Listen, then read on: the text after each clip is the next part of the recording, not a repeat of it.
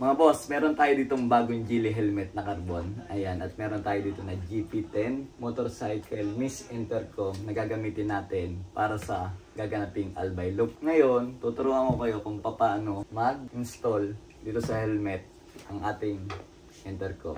So, unang gagawin natin para hindi tayo maabala, tatanggalin natin lahat yung ating foam. Ito naman ay maganda dahil washable siya.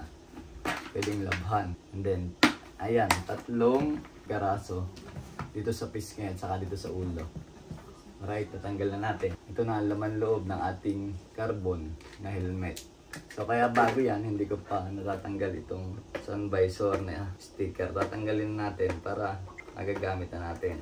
Alright. So, ito yung ating Miss Intercom na GP10. And then, siyempre, ito yung pinaka headset. Tapos meron ditong dalawang klase ng mic. Ang gagamitin lang natin siguro, ito na lang malambot ang gagamitin natin para may sama natin dun sa mic natin sa GoPro. At ito naman yung helmet natin. Ang unang gagawin natin ay kakabit natin itong headset kabilaan. Itong ating helmet na to ay intercom ready. Ayan, nakikita nyo yan. Tatanggalin nyo lang yung 3M. Kapag natanggal niya yung 3M na adhesive, ididikit nyo na agad yan dito sa nakabang na hole kabilaan yan. So, ayan. Ito yung isa, kabilaan. Ididikit mo rin talaga dito yan. Yan ang tinatawag na intercom ready. Madali lang gagawin nyo rito sa headset na to. Itong dalawa na to, ididikit na lang. Ayun o. Ilalagay nyo ng angulo kung saan dadaan yung wire para naman malinis tingnan. And then yung kabilang side naman, same lang, ganun din. Yun, 'di ba? Akmang-akma yung kanyang pagkakahulog dun sa nakaabang na hole. And then, itong wiring na to, para hindi makalat, ipoporma nyo na lang ng maganda bago nyo ibalik yung mga foam. Lagay na din natin itong ating mic. Naka-plug lang naman yan dito. Ayan. Tapos ito, naka-adhesive din. Para naman ilalagay nyo dito, dikit na natin sa bandang harapan. Kasi halos katabi yan ng ating mic para sa GoPro naman. Dito lang siguro sa bandang gitna. Ayun no, suabe. Para pag nagsalita kayo, rinig na rinig. Ibabalik na natin yung foam. So ito namang housing ng pinaka-intercom. Ayan, ganyan ang mangyayari dyan. Ayan, ganyan. Dalawang klase ito. Mamimili na lang kayo. Isang clip type. Ito yun. At saka isang adhesive type. Gagamitin natin itong clip type.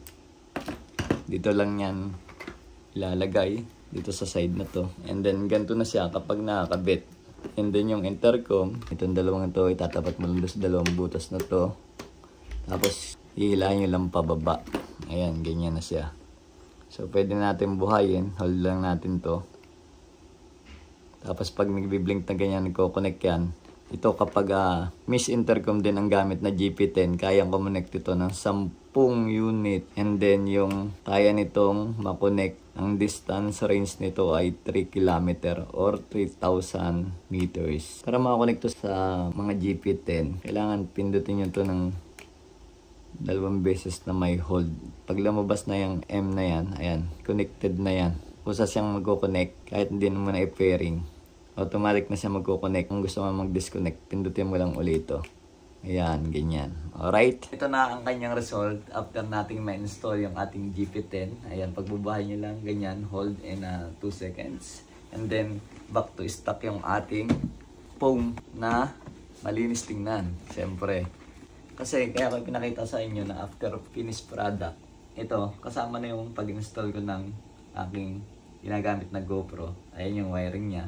Pero yung mic na GP10 ay nasa loob din, magkasama yung dalawa. O diba, malinis tingnan. So itong gagamitin natin sa albay loop. Kita-kits tayo sa daan. Let's go.